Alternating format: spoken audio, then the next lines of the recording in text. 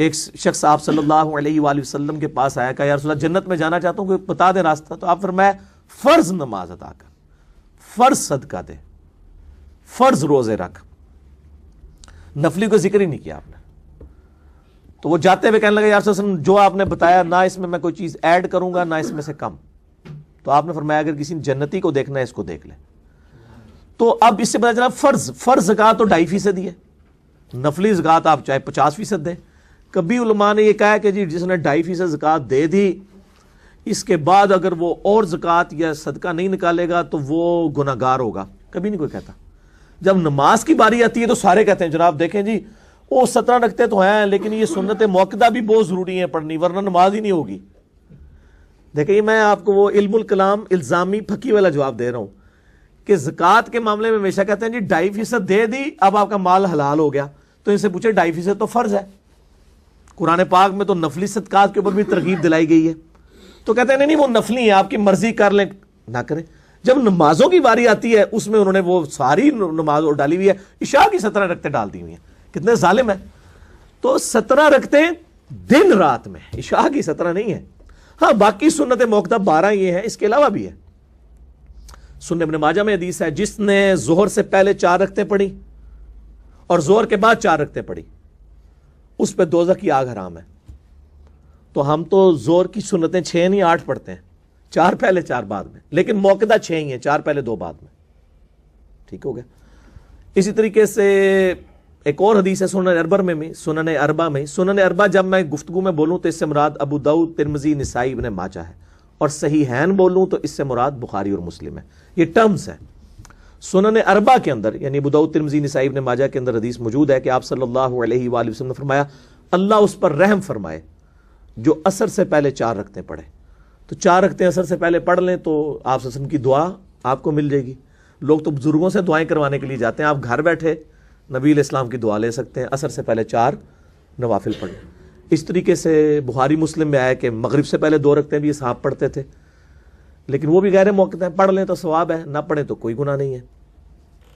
عشاء سے پہلے بھی 2 بھی پڑھ سکتے ہیں، 4 بھی جتنی مرضی پڑھیں. وہ ترمذی کے اندر حدیث موجود ہے کہ آپ صلی اللہ علیہ وآلہ وسلم مغرب سے لے کے عشاء تک مسلسل بعض اوقات نوافل پڑھتے رہتے تھے. تو یہ نفلی نماز کے اندر کوئی قید نہیں ہے، یہ جتنی بھی رکھتے ہیں. اسی طریقے سے صحیح مسلم میں آتا ہے کہ آپ صلی اللہ علیہ وآلہ وسلم نے وطروں کے بعد 2 نفل ہمیشہ پڑھا کرتے تھے، اور وہ تہجد کے ایکویلنٹ ہے. اس پہ میرا کلپ بھی چڑھا ہوا ہے، قضاء عمری والا کلپ، تو آپ دیکھ لیں، اس میں نے بتایا. تو یہ نفلی نمازیں اصل وہی ہیں، اور عام لوگ بےچارے اتنے مصروف، خصوصاً جن عورتوں کے بچے ہوتے ہیں ان کے لیے تو فرض نماز کے لیے ٹائم نکالنا مشکل ہو جاتا ہے. تو ان کو عشاء کی 17 رکعتیں بتائی جائیں کہ دن رات میں 17 رکعتیں، دن رات میں 17 رکھتے ہیں. باقی ساری کی ساری نفلی عبادت ہے. جتنا گڑ ڈالیں گے اتنا میٹھا ہوگا. مطلب میں یہ اپنے لیے کوئی راہ نہیں ہموار کر رہا، میں تو الحمدللہ سفر میں بھی سنتیں پڑھتا ہوں. نفلی نماز ہے نا، کوئی ممانعت نہیں. آپ سے نے سفر میں وطر بھی پڑھے ہیں، فجر کی 2 سنتیں بھی پڑھی ہیں. تو ہم یعنی اس لیے کرتے ہیں یہ کہ مطلب نفلی نماز کے اوپر تو کوئی قدغن نہیں ہے، آپ جتنی مرضی پڑھیں. البتہ کسی کو اس کے اوپر آپ ایمفسائز نہیں کروا سکتے کہ یار ضرور پڑھنا ہے، نہیں پڑھے گا تو گناہ گار ہو جائے گا، ایسی کوئی بات نہیں. ٹھیک ہو گیا جی.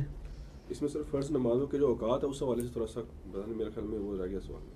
اچھا نمازوں کے جو اوقات ہیں، نمازوں کے اوقات کے اوپر بھی جو ہے امت ہے جی. یہ چھوٹا موٹا جو حنفی اور اہل حدیث کا اختلاف آیا ہے وہ عصر کی نماز کے اوپر، وہ بھی صرف حنفیوں کا مسئلہ ہے. باقی اہل حدیث ہوں، شافعی ہوں، مالکی ہوں اور حنبلی ہوں، باقی حدیث کی آپ ساری کتابیں اٹھا کے دیکھیں تو آپ کو بالکل کلیئر ہو جائے گا کہ نمازوں کے جو اوقات ہیں عصر کی نماز کا. تو وہ صحیح مسلم میں حدیث موجود ہے کہ عصر کی نماز آپ علیہ السلام کے زمانے میں ہم اس وقت پڑھتے تھے کہ آپ صلی اللہ علیہ وآلہ وسلم عصر ہمیں یعنی بالکل جب سورج روشن ہوتا تھا اس وقت پڑھا رہے ہوتے تھے، دوپہر کے وقت. حتیٰ کہ اس کے بعد اونٹ کو نہر کیا جاتا، اس کے 10 حصے کیے جاتے، اس کے گوشت بنایا جاتا، گوشت پکا کے کھا بھی لیتے، ابھی بھی سورج غروب نہیں ہوتا تھا، اوپر ہوتا تھا. تو یعنی 2-2.5 گھنٹے بنتے ہیں، یہ کوئی کم نہیں ہے. تو جو اہل حدیث حضرات یا حرمین کے اندر جس وقت اس وقت عصر کی نماز ہو رہی ہے وہ ٹائم یعنی آئیڈیل ہے، اور وہی یعنی کتاب و سنت سے ثابت ہے. باقی نمازوں کے ٹائم جو ہے وہ مسئلہ نمبر میرا 30 نمازوں کے اوقات کے اوپر ہے. میں نے اس میں دھوپ گھڑی بنانے کا طریقہ بھی بتایا ہے اور اس طرح کی باقی چیزیں بھی بتائی ہیں. فجر کا وقت جو ہے وہ ظاہر ہے کہ صبح صادق وہ 18 ڈگری کا اینگل ہے ٹو لائٹ کا، وہ کیلکولیشن کے بعد جو نکلتا ہے. بہرحال جو صبح صادق ہوتی ہے یعنی مشرق کی طرف جو سفیدی نمایاں ہوتی ہے اس کے وقت یعنی ٹائم فجر کا شروع ہو جاتا ہے اور سورج نکلنے تک رہتا ہے. اور جب سورج کی ٹکیا نکلنا شروع ہوتی ہے اس ٹکیا کے نکلنے کے دوران کا جو ٹائم ہے نا وہ مکروہ ٹائم ہے. بخاری مسلم میں ہے کہ اس وقت میں آپ نماز نہیں پڑھ سکتے. جب پوری ٹکیا باہر آ جائے، اشراق کا وقت ہے، کسی کی فجر رہ گئی ہے، اس وقت پڑھ سکتا ہے. ظہر کا وقت جو ہے وہ زوال آفتاب کے بعد ہے. یعنی زوال آفتاب یہ بتائیں نا ان کو یار کہ یہ مسئلہ ہوا ہے، میں نے تو نہیں بتانا. آپ میں سے کوئی اٹھے نا، مہربانی کریں. ہاں جی. تو اسی طریقے سے جو ظہر کا وقت ہے وہ زوال آفتاب کے بعد یعنی شروع ہو جاتا ہے. جب زوال یعنی زوال آفتاب کے بعد نہیں کہنا چاہیے، آفتاب جب زوال کرتا ہے. زوال کا مطلب کیا ہے؟ یعنی فجر کا وقت جب ختم ہوا یعنی سورج نکلا، سپوز نکلا وہ سورج 7 بجے اور مغرب ہو رہی ہے 5 بجے. 7 اور 5 کے درمیان میں جب سورج پہنچے گا نا بالکل سینٹر کے اندر، اس درمیان کو جیسے ہی کراس کرے گا ظہر کا وقت شروع ہو جائے گا. وہ ایگزیکٹ درمیان میں جو ہوتا ہے اس کو نصف النہار کہا جاتا ہے یا دہوہ کبرا کہا جاتا ہے. ایگزیکٹ اس وقت نماز پڑھنا بھی بخاری مسلم میں منع ہے، اور ایگزیکٹ جب غروب آفتاب ہو رہا ہوتا ہے اس وقت نماز پڑھنا بھی منع ہے. البتہ اس دن کی عصر بخاری مسلم میں آتا ہے، کسی کی رہ گئی ہو تو وہ پڑھ سکتا ہے، صرف عصر کے اندر چھوٹ ہے، باقی نہیں. اور ظاہر ہے پھر وہ عصر کا ٹائم ختم ہو جائے گا غروب آفتاب کے ساتھ. غروب آفتاب کے بعد سے پھر مغرب میں جو وہ شفق سی آتی ہے وہ اورنج کلر، جب تک وہ غائب نہیں ہوتا اس وقت تک مغرب کا ٹائم رہتا ہے. جیسے ہی وہ غائب ہو جائے پھر عشاء کا وقت شروع ہو جاتا ہے، اور عشاء کا وقت جو ہے پھر وہ فجر کا وقت داخل ہونے تک رہتا ہے. یعنی شرح مانی الاثار میں حضرت ابو ہریرہ سے یہ روایت موجود ہے کہ جو بندہ فجر کی نماز فجر کا وقت داخل ہونے سے پہلے عشاء پڑھ لے تو اس نے ٹائم کے اندر ہی پڑھ لی. اس کے اوپر میرا کلپ بھی ریکارڈڈ موجود ہے. یعنی وہ جو اہل حدیث نے مسئلہ بنایا ہوا ہے کہ وہ آدھی رات تک رہتا ہے، مسلم شریف کی حدیث کے تحت وہ آدھی رات تک عشاء کا افضل وقت ہے، ورنہ عشاء کا وقت جو ہے وہ فجر تک رہتا ہے، فجر کا وقت داخل ہونے سے پہلے. تو ہر نماز دوسری نماز میں داخل ہو رہی ہوتی ہے سوائے فجر کے. فجر کے بعد تھوڑی دیر وہ آتا ہے ٹائم مکروہ وقت، اور پھر اشراق کا وقت ہوتا ہے. ظہر کا وقت ختم ہوتا ہے تو عصر کا وقت شروع ہو جاتا ہے، عصر کا وقت ختم ہوتا ہے تو مغرب کا وقت شروع ہو جاتا ہے، مغرب کا وقت ختم ہوتا ہے عشاء کا وقت، عشاء کا وقت ختم ہوتا ہے فجر کا وقت.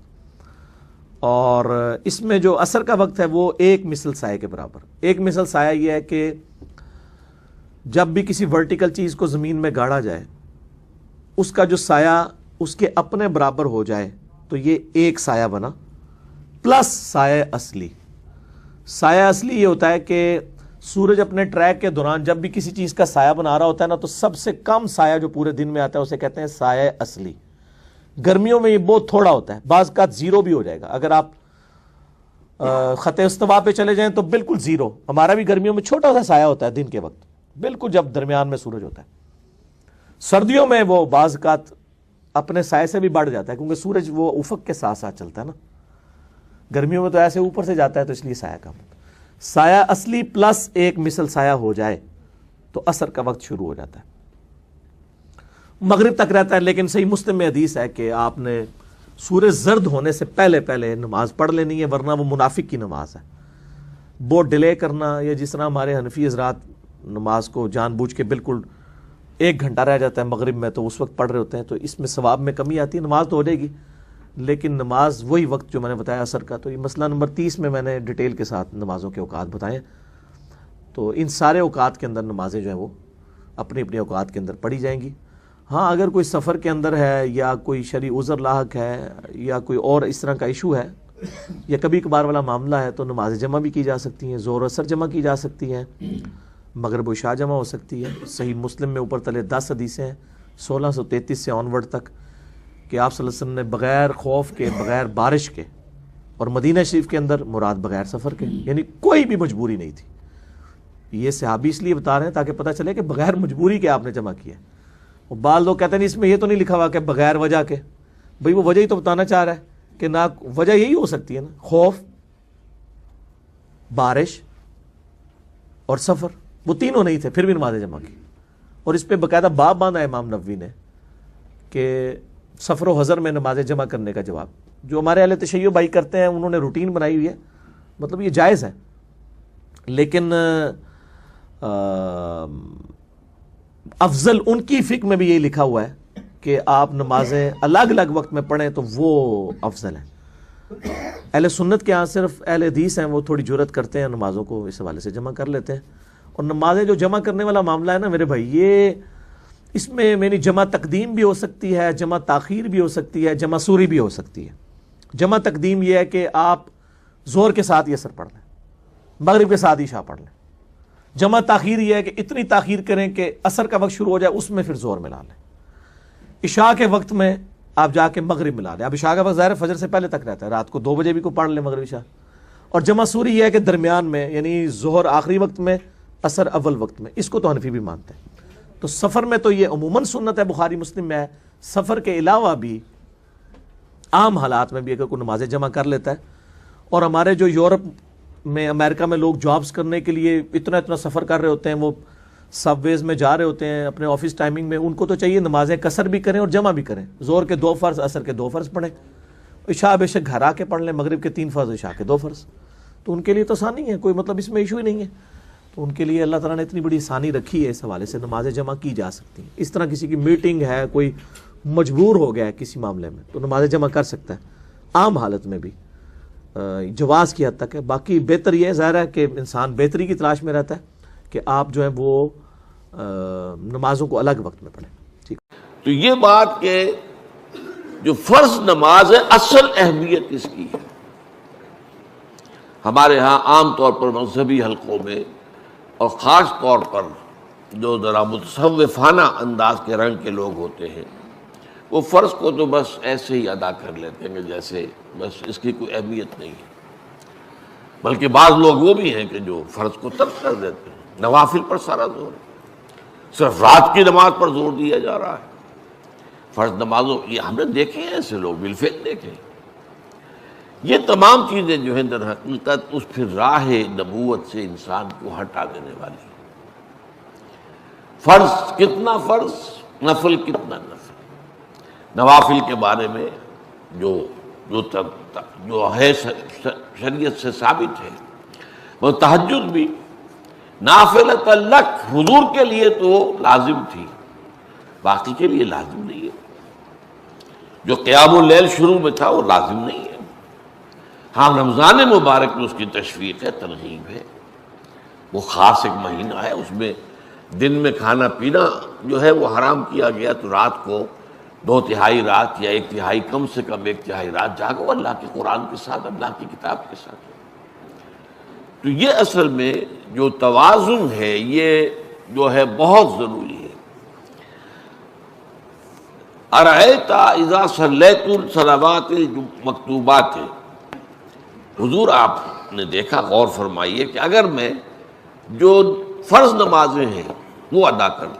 اب مثلا ایک حدیث مجھے اور یاد آئی، فرض نماز کی اہمیت کو بیان کرنے کے لیے حضور نے فرمایا، جس شخص نے عشاء کی نماز بھی جماعت کے ساتھ ادا کی اور پھر فجر کی نماز بھی جماعت کے ساتھ ادا کی، اس کے لیے پوری رات کا قیام لکھ دیا جائے گا۔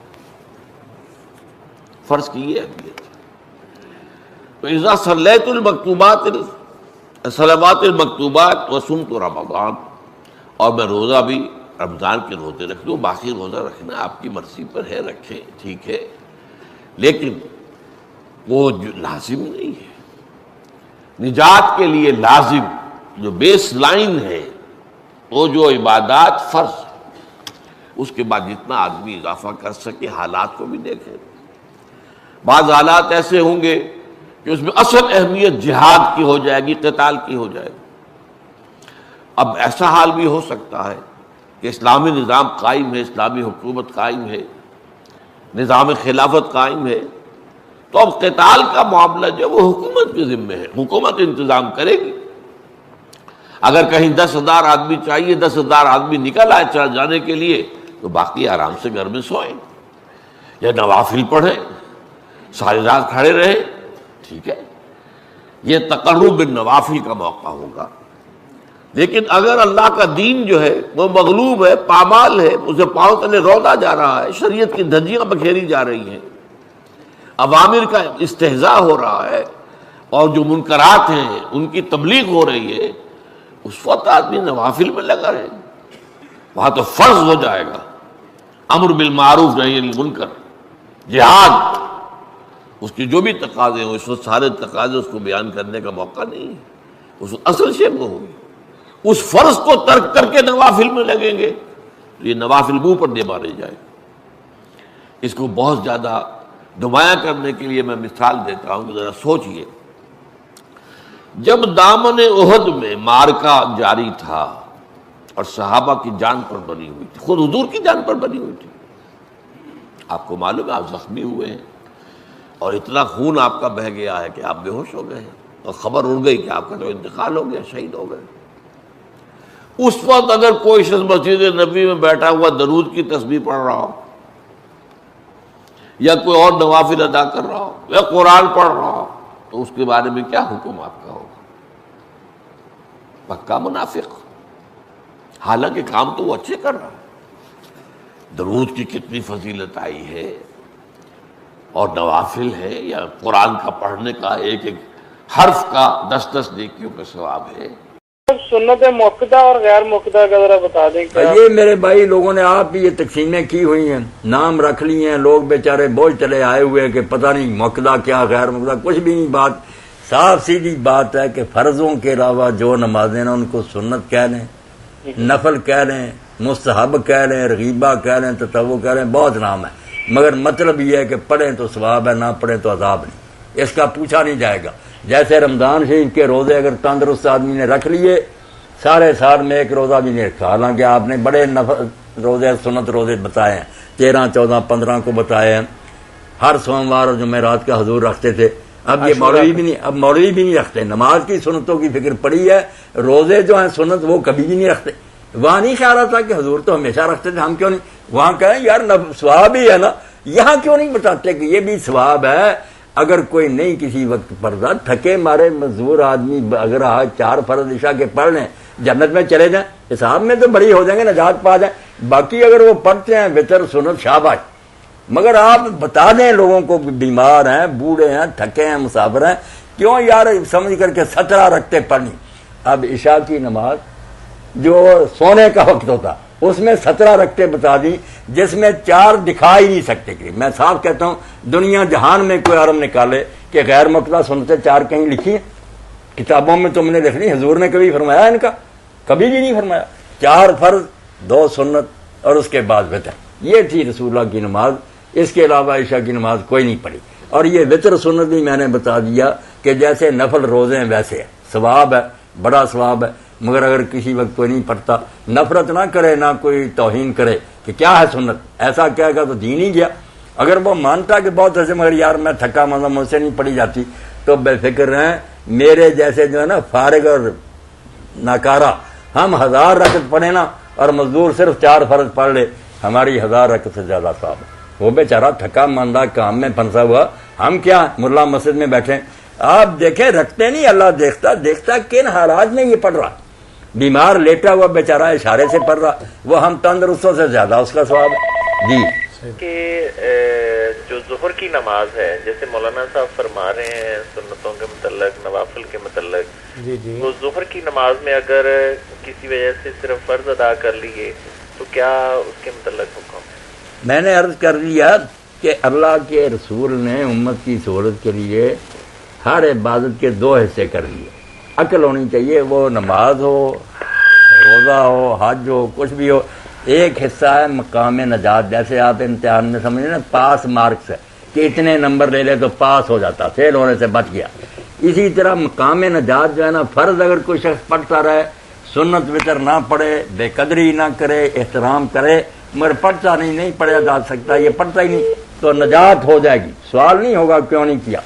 آگے ہے مقام درجات، جیسے زیادہ نمبر لے کر ڈویژنیں لیتے ہیں، وظیفے لیتے ہیں، اعلیٰ ہو جاتے ہیں، گولڈ میڈل ملتے ہیں ان کو، یہ ترقی کے لیے۔ کیا فرض روزوں کے علاوہ ہر مہینے کی 13، 14، 15 کو رکھیں، اثر سوموار اور جمعرات کا رکھیں، حضور رکھتے تھے، ثواب ہے۔ نہ رکھے مولوی حضرات سے پوچھیں، رکھتے تو یہ بھی نہیں پتہ نہیں، جو رمضان کے بھی رکھتے ہیں یا نہیں، مگر یہ سنت روزے تو کبھی سوچتے بھی نہیں نا، تو پوچھے وہ نہیں سنتے، کیوں نہیں وہ کرتے؟ بھائی مسئلہ ہے کہ کر لیں گے ثواب ہے۔ یہی ان سنتوں کا ہے کہ 2 فرض فجر، 4 ظہر، 4 عصر، 3 مغرب، 4 عشاء، یہ ہے میرے بھائی مقام نجات، چھوٹنے کے لیے اتنا ہی کافی ہے۔ آگے ہے مقام درجات، اس کی تو حد ہی کوئی نہیں کہ سنتیں پڑھیں، نوافل پڑھیں، مکروہ وقتوں کو چھوڑ کر دن رات جتنا عبادت چاہے کر سکتے ہیں۔